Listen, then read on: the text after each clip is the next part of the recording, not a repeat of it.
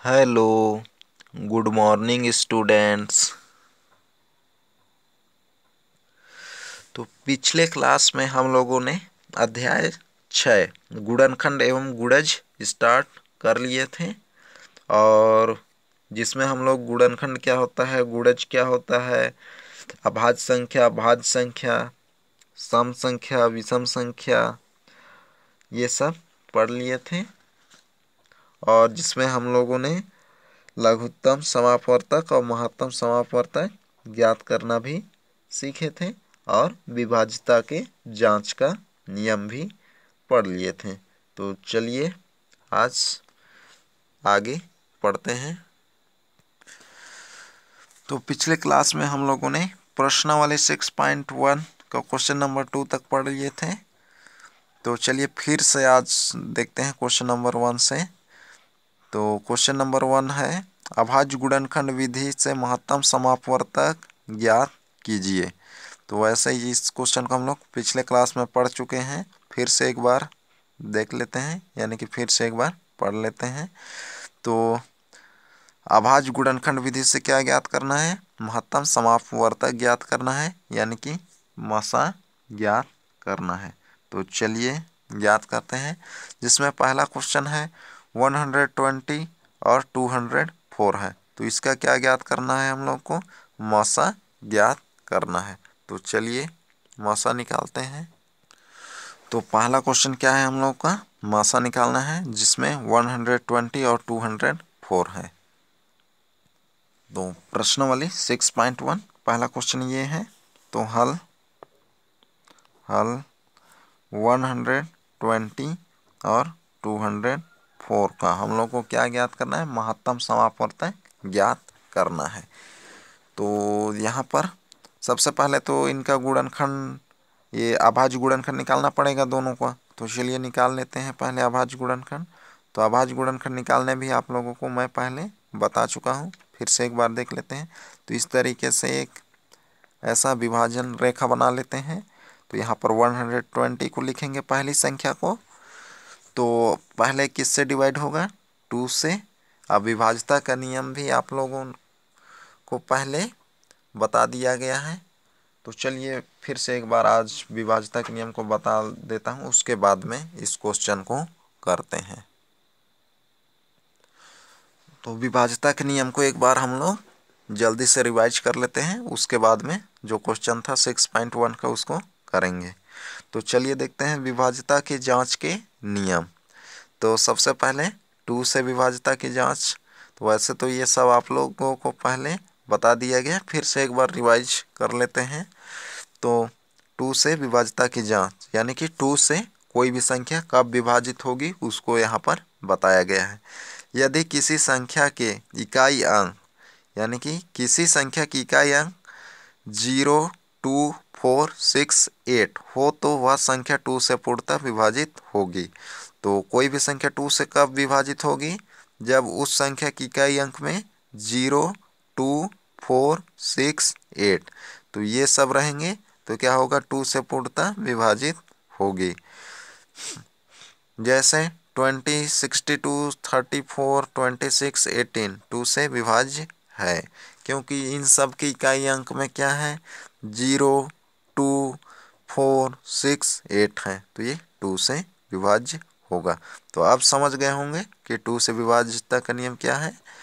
यदि किसी संख्या के इकाई अंक में 0, 2, 4, 6, 8 ये हो तो 2 से विभाजित होगी। और जैसे 21, 63, 33, 35, 17 ये सब क्या है, 2 से विभाजित नहीं होगी, क्योंकि इकाई में क्या है, 0, ना ही 0 है, ना ही 2, 4, 6, 8 ये यहाँ पर कोई सा भी नहीं है, इसलिए ये सब संख्या 2 से विभाजित नहीं होंगी, यानी कि 2 से अविभाज्य है। तो यहाँ 18 2 से विभाज्य है। तो 18 क्या है, 2 से विभाज्य है, क्योंकि इकाई में क्या है, 8 है। तो आइए भाग करके देख लेते हैं। जैसे 2 को 18 से 2 9 जा 18, तो भाग चल गया। वैसे ही जैसे 21, 2 1 जा 2, 2 1 जा 2 माइनस किए, या 2 10 जा 20, तो क्या हो जाएगा, भाग नहीं जा रहा है, 1 शेष बच रहा है, यानी कि ये इस तरीके से ये 2 का विभाज्यता का नियम है। तो ये आप लोगों को याद रखना पड़ेगा, तभी आप लोग महत्तम समापवर्तक या लघुत्तम समापवर्तक ज्ञात कर पाएंगे या अभाज्य गुणनखंड निकाल पाएंगे। तो आगे है 3 से विभाज्यता के नियम।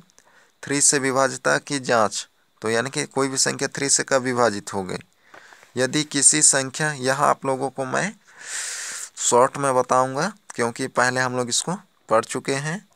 तो 3 से विभाज्यता की जांच, यदि किसी संख्या के सभी अंकों का योग 3 से विभाजित होगा तो वह संख्या 3 से भी विभाजित होगी। यहाँ क्या बोल रहा है, सभी अंकों का योगफल, कोई भी संख्या दिया है उनके अंक को यदि प्लस करेंगे फिर उसको 3 से डिवाइड करेंगे, तो यदि वह योगफल 3 से डिवाइड हो जाता है तो जो भी दिया गया संख्या वह क्या होगा, 3 से डिवाइडेड होगा, यानी कि डिवाइड होगा। तो ये था 3 के विभाज्यता का नियम। जैसे यहाँ पर दिया गया है इकाई, दहाई, सैकड़ा, हजार, 10,000, लाख, यानी कि 1,11,111। इन सभी के अंकों का योग, सभी को प्लस कर देंगे तो क्या है, 1 + 1 + 1 + 1 + 1 + 1, यानी कि 6 टाइम। तो क्या आ रहा है, 6 आ रहा है, योगफल कितना है, 6। अब ये जो 6 है 3 से विभाजित होगा, तो इसलिए क्या होगा, संख्या ये दिया गया था ये भी 3 से डिवाइड है। तो ये था 3 के विभाज्यता का नियम। आगे देखते हैं 6 का। 6 से कोई भी संख्या कब विभाजित हो गए, यदि कोई संख्या 2 तथा 3 से अलग अलग विभाजित हो तो वह संख्या 6 से विभाजित होगा। यदि कोई भी संख्या 2 और 6 से अलग अलग विभाजित है तो वह संख्या क्या होगा, 2 और 3 दोनों से 6 से विभाजित होगा। और 2 और 3 के विभाज्यता का नियम पहले हम लोग पढ़ चुके हैं। तो ये था 6 के विभाज्यता का नियम। आगे है 9। 9 से विभाज्यता की जांच, कोई भी संख्या 9 से कब विभाजित होगा उसको यहाँ बताया गया है। यदि किसी संख्या के अंकों का योग 9 से विभाजित हो तो पूरी संख्या 9 से विभाज्य है। तो यह भी 3 के नियम के जैसा ही है सेम। तो आगे है 5। 5 से विभाज्यता की जांच, तो कोई भी संख्या 5 से कब विभाजित होगी, यदि किसी संख्या की इकाई अंक 0 या 5 हो तो वह संख्या 5 से विभाजित होगी। तो कोई भी संख्या 5 से कब विभाजित होगी, यदि किसी संख्या का इकाई अंक या तो 0 हो या तो 5 हो। आगे है 10 से विभाज्यता का नियम। तो 10 से विभाज्यता की जांच, यदि किसी संख्या का इकाई अंक 0 हो तो वह संख्या 10 से विभाजित होगी। तो इकाई अंक क्या है, 0, तो वह संख्या 10 से विभाजित होगी। आगे है 4 से। 4 से विभाज्यता की जांच, जब किसी संख्या के दहाई एवं इकाई अंकों से बनी संख्या 4 से विभाजित होगी। जब किसी संख्या के दहाई एवं इकाई के अंकों से बनी संख्या किससे 4 से विभाजित होगी, यानी कि 4 से विभाजित होती है तो, अथवा दहाई व इकाई के स्थान पर 0 हो तो वह 4 से विभाजित होगी। तो 4 से विभाज्य के लिए क्या है, कोई भी संख्या का दहाई और इकाई अंक से जो भी संख्या बनेगा, किससे, केवल दहाई और इकाई से, जो अंकों से बनी संख्या 4 से विभाजित है तो वह, अथवा दहाई व इकाई के स्थान पर क्या हो, 0, तो वह 4 से विभाजित होगी। जैसे यहाँ पर देखते हैं 79,412 में दहाई व इकाई अंक से बनी संख्या क्या है, 12। 1 क्या है, दहाई, और 2 क्या है, इकाई। तो दहाई और इकाई से क्या बन गया, 12, और 12 क्या है, 4 से डिवाइडेड है। तो अतः क्या हो जाएगा, 79,412 क्या होगा, 4 से डिवाइडेड होगा, तो 4 से विभाजित है। और उसी तरीके से और एक देखते हैं, जैसे 1300, इसका दहाई और इकाई में क्या है, 0 है दोनों में, तो यह क्या है, 4 से विभाजित होगा। तो यह था 4 से विभाज्यता का नियम। आगे है 8 से विभाज्यता की जांच, यानी कि कोई भी संख्या 8 से कब विभाजित होगा, यह भी सेम 4 के जैसा ही है, केवल यहाँ पर 3 अंक तक लेना है, यानी कि सैकड़ा तक लेना है। जैसे यदि किसी संख्या के सैकड़ा, दहाई और इकाई तीनों अंक किससे हो, 8 से विभाजित हो तो, या सैकड़ा, दहाई व इकाई के स्थान पर 0 हो तो वह किससे, 8 से विभाजित होगी। तो ये सेम 4 के जैसा ही है, 4 में क्या था, दहाई और इकाई, और यहाँ पर सैकड़ा, दहाई और इकाई। आगे देखते हैं 7 से विभाज्यता की जांच। किसी संख्या के अंतिम अंक का 2 गुना कर शेष अंकों की संख्या से घटाइए तथा बची हुई संख्या पर पुनः यही प्रक्रिया दोहराइए जब तक 1 या 2 अंक की संख्या प्राप्त नहीं हो जाती। यदि प्राप्त संख्या 7 से विभाजित हो तो दी गई संख्या भी 7 से विभाजित होगी। तो यहाँ क्या बोल रहा है, किसी संख्या के अंतिम अंक का 2 गुना कर शेष अंकों की संख्या को घटाइए तथा बची हुई संख्या से विभाजित हो तो दी गई संख्या 7 से विभाजित होगी। तो जैसे 1729 या 1729 के अंतिम अंक 9 है का 2 गुना कर देंगे। तो 2 गुना मतलब 9 का मल्टीप्लाई 2 से, तो कितना आ गया, 18 आ गया। अब 18 को क्या करना है, 9 को छोड़कर जो भी बचेगा उसमें घटाना है। तो 9 को हटा दिए तो क्या बचेगा, 172 में क्या माइनस कर दिया, 9 का 2 गुना यानी कि 18 को। तो क्या आ गया, 154 के अंतिम अंक 4 है, तो अंतिम अंक क्या है, 4 है। तो फिर से इसका 2 गुना करेंगे, 4 का 2 गुना क्या आएगा, 8 हो गया। अब 4 को हटा देंगे तो संख्या क्या बचेगा, 15। अब 15 में फिर 8 माइनस कर देंगे तो क्या आ गया, 7। अंतिम अंक 7 है, अतः 7 से विभाज्य है। तो इसलिए क्या हो जाएगा, 1729 किससे विभाजित होगा, 7 से। तो क्या आप जानते हैं कि 1729 रामानुजन संख्या भी कहा जाता है। तो यह था विभाज्यता का नियम, किसका, 7 का। अब और एक है 11। तो 11 से विभाज्यता की जांच। किसी संख्या के विषम स्थानों के अंकों का योग निकालिए तथा सम स्थानों के अंकों का योग निकालिए। यहाँ अंकों का यानी सम या विषम अंकों से मतलब नहीं है, किससे मतलब है हम लोग को, किसी संख्या के विषम स्थानों और सम स्थानों के अंकों का योग। संख्या सम या विषम नहीं देखना है, क्या देखना है, स्थान सम या विषम। तो देखते हैं, तो विषम स्थानों के अंकों का योग तथा सम स्थानों के अंकों का योग का अंतर या तो 0 या 11 अथवा 11 का गुणज हो तो वह संख्या 11 से विभाजित होगी। जैसे यहाँ पर देखते हैं 8,56,529 के विषम स्थानों के अंकों का योग। विषम स्थान, अब हम लोग यहाँ विषम स्थान किसको ले रहे हैं, 8, 6 और 9 को। तो 8 विषम स्थान पर है, संख्या नहीं देखना है सम है या विषम स्थान। अगर 8 को हम लोग क्या ले रहे हैं, विषम, तो 5 क्या होगा, सम स्थान पर। फिर 6 क्या होगा, विषम। फिर से 5 क्या होगा, सम। फिर 9 क्या होगा, विषम। फिर 2 क्या होगा, सम। यानी कि एक एक छोड़ के सम विषम ऐसा स्थान लेते हैं। तो संख्या नहीं देखना है सम है या विषम, बस स्थान। तो 8 + 6 + 9 कितना हो गया, 23। उसी तरीके से सम 5 + 5 + 2 क्या हो जाएगा, 12। इन दोनों को माइनस किए तो कितना आया, 11। अतः संख्या 11 से विभाजित है। तो ये था विभाज्यता का नियम। तो ये आप लोग अच्छे से रिवाइज कर लेंगे, यानी कि अच्छे से पढ़ेंगे, तभी आप लोग अभाज्य गुणनखंड या लघुत्तम समापवर्तक या महत्तम समापवर्तक निकाल पाएंगे। तो अब देखते हैं क्वेश्चन को हम लोग 6.1 का जो क्वेश्चन था, मासा यानी कि महत्तम समापवर्तक ज्ञात कीजिए। तो चलिए अब क्वेश्चन को हल करते हैं।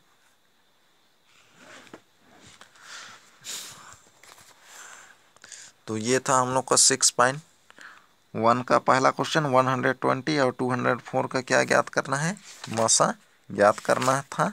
तो चलिए मासा निकालते हैं इसका। तो पहले अभाज्य गुणनखंड निकालना पड़ेगा। तो सबसे पहले 2 से चेक करेंगे। तो 2 से कोई भी संख्या कब विभाजित होता है, जब इकाई में 0 हो। तो यहाँ 120 में क्या है, इकाई में 0 है, तो 2 से विभाजित होगा। तो कर देते हैं 2 6 जा 12, 0 का 0। फिर किससे होगा? 2 से। 2 3 जा 6, 0 का 0। फिर 2 से, क्योंकि इकाई में 0 है। 2 1 जा 2, 1 बचेगा, यानी कि 3 में 2 माइनस करेंगे तो 1 आएगा, 0 का ये सॉरी फिर 10 हो जाएगा, 2 5 जा 10। अब किससे डिवाइड करेंगे? 3 से। 3 5 जा 15। फिर 5 से, 5 1 जा 5, तो ये हो गया। तो यहाँ पर गुणनखंड किसका? 120 का, ये अभाज्य गुणनखंड है। इसी तरीके से निकाल लेते हैं 204 का। 204, तो 204 का भी निकालते हैं। तो ये भी क्या होगा? 2 से, क्योंकि इकाई में 4 है। तो 2 5 जा 2 1 जा 2, 2 0 जा 0, 2 2 जा 4, ये हो जाएगा। फिर 2 से, 2 5 जा 10। फिर किससे डिवाइडेड होगा? 2 से। 2 1 जा 2। अब किससे? 3 से, क्योंकि 2 से तो डिवाइड नहीं होगा 51, क्योंकि इकाई में 0 2 4 6 8 नहीं है। तो अब 3 से चेक करेंगे। 3 के लिए क्या करते हैं? अंकों का योग देखते हैं। तो अंक क्या है? 5 और 1 है, तो क्या आ रहा है? 6 आ रहा है। और अंकों का योग यदि 3 से डिवाइड हो जाता है तो संख्या भी 3 से डिवाइड होगा। 6 आ रहा है अंकों का योग, 5 + 1 6, तो 6 से 3 से डिवाइडेड है, तो क्या हो जाएगा? 51 भी 3 से होगा, तो 3 से कर देते हैं। 3 1 जा 3, 5 में 3 माइनस कर देंगे तो 2 आएगा, और 2 और 1 21, तो 3 7 जा 21। अब ये डायरेक्ट 17 से, 17 1 जा 17। तो ये हो गया दोनों का गुणनखंड, यानी कि अभाज्य गुणनखंड निकाल लिए। तो 122 का अभाज्य गुणनखंड, तो 120 का अभाज्य गुणनखंड,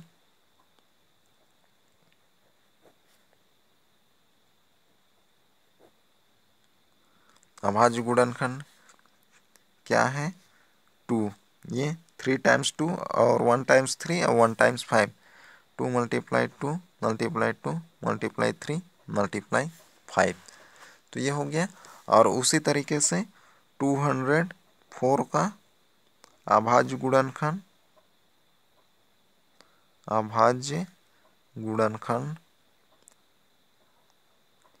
अभाज्य गुणनखंड क्या क्या है? 2 टाइम्स 2 है, 1 टाइम्स 3 और 1 टाइम 17 है, तो क्या हो जाएगा? 2 मल्टीप्लाई 2 मल्टीप्लाई 3 मल्टीप्लाई 17, तो ये हो जाएगा। इतना निकालना आ जाएगा।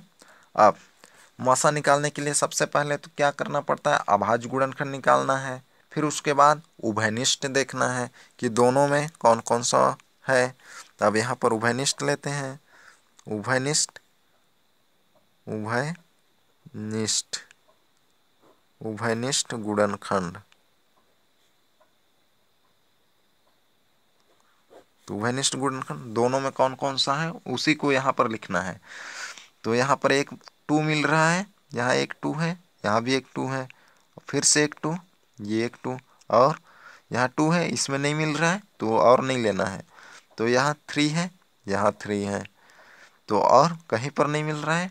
यहाँ 5 है तो नीचे 5 नहीं है, यहाँ 17 है तो ऊपर नहीं है। तो 2 कितने टाइम्स मिला है? 2 टाइम्स, और 3 1 टाइम्स दोनों में, तो उसको यहाँ लिख देना है 2 मल्टीप्लाई 2 मल्टीप्लाई 3, ये हो जाएगा। तो अब मासा तो आता है महत्तम, अतः महत्तम समापवर्तक,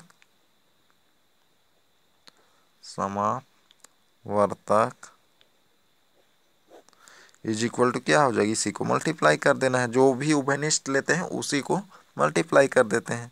2 मल्टीप्लाई 2 मल्टीप्लाई 3 मल्टीप्लाई कर देंगे। 2 2 जा 4, 4 3 जा 12, तो ये हो जाएगा आंसर। तो महत्तम समापवर्तक कितना आ गया हम लोग का? 120 और 204 का महत्तम समापवर्तक 12। तो इस तरीके से बनाना है तो बन जाएगा। तो आगे जो क्वेश्चन है उसको आप लोग बनाएंगे।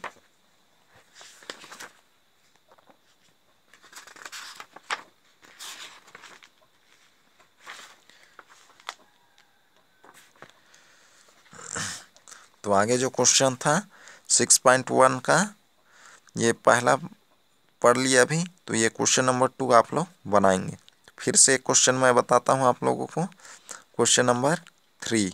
तो क्वेश्चन नंबर 3 है 150, 140 और 210। तो इसका मासा यानी कि महत्तम समापवर्तक ज्ञात करना है। तो चलिए इसका भी आप लोगों को मैं एक बार पुनः बताता हूँ। तो इसका भी क्या करना पड़ेगा, अभाज्य गुणनखंड। तो चलिए निकालते हैं तीनों का। तो इस तरीके से बनाना है। तो 150, फिर इसको जैसे अभी पहले हम लोग डिवाइड किए थे वैसे ही करना है 2 से। 2 7 जब 14, 15 में 14 माइनस करेंगे 1 बचेगा, और उस 1 के साथ ये 0 को मिलाएंगे तो क्या हो जाएगा 10। 2 5 जा 10, ऐसा हो जाएगा। फिर किससे, 3 से, क्योंकि 7 ये तो 2 से जाएगा नहीं तो 3 से होगा। तो 3 2 जा 6 से, फिर 1 बचेगा, 7 में 6 माइनस 1 और इस 5 के साथ 15, तो 2 3 5 जा 15। फिर किससे, 5 से, 5 5 जा 25, फिर 5 से, तो ये हो गया। अब उसी तरीके से 140 का करेंगे तो 140, तो ये भी किससे होगा, पहले 2 से, क्योंकि इकाई में 0 है। 2 7 जा 14 और 0 का 0, फिर 2 से, 2 3 जा 6, 7 में 6 माइनस करेंगे 1 इस 0 के साथ 10, 2 5 जा 10। फिर इससे डिवाइडेड होगा या 5 से, क्योंकि 3 से नहीं होगा, 2 से भी नहीं होगा, क्योंकि इकाई में 0 2 4 6 8 नहीं है, और 3 से तो 3 + 5 8, तो अंकों का योग 8 आ रहा है, वह भी 3 से डिवाइडेड नहीं है, तो इसलिए वह भी 3 से डिवाइडेड नहीं होगा। तो आगे किससे करेंगे हम लोग इसको, 5 से। तो 5 से कर देते हैं। तो 5 7 जा 35, फिर 7 से, 7 1 जा 7। तो इतना समझ गए। अब किससे करेंगे, ये हो गया। अब 210 का, अब 210 ये भी पहले किससे डिवाइडेड होगा, 2 से, क्योंकि इकाई में 0 है। 2 1 जा 2, फिर एक बार 0 बार लेना पड़ेगा, क्योंकि ये छोटा हो गया है 1 है, तो 0, फिर 2 5 जा 10, ये हो जाएगा।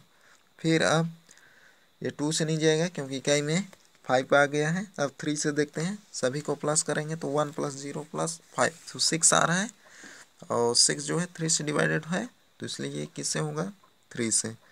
3 3 जा 9, 1 बचा, 3 5 जा 15, फिर किससे, 5 से, 5 7 जा 35, फिर 7 से, 7 1 जा 7।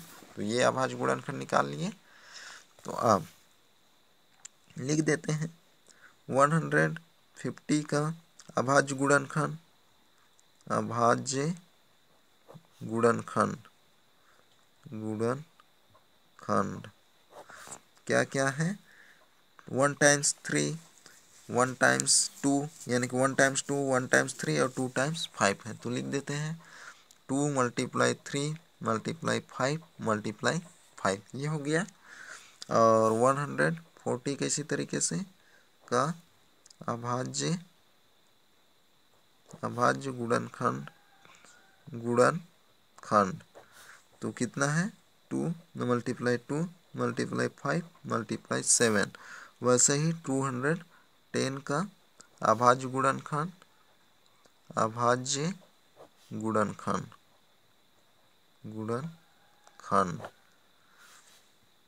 गुणनखंड क्या है, 2 × 3 × 5 × 7। तो इतना हो गया। अब इसके बाद क्या देखते हैं कि उभयनिष्ठ कौन कौन सा है, यानी कि यहाँ 3 संख्या था, तो तीनों का अभाज्य गुणनखंड निकाल लिए हैं। अब तीनों में कौन कौन सा मिल रहा है उसको लिखते हैं। तो उभयनिष्ठ गुणनखंड, उभयनिष्ठ गुणनखंड, तो उभयनिष्ठ गुणनखंड देखते हैं कौन कौन सा सब में मिल रहा है। एक तो 2 मिल रहा है, तीनों में है 2 है, और कौन कौन सा मिल रहा है देखते हैं। 3 तीनों में नहीं है, 5 5 5 5 ये है। फिर आगे कोई सा नहीं मिल रहा है तीनों में, तो उभयनिष्ठ गुणनखंड कौन कौन सा हो गया, 2 × 5। तो अतः महत्तम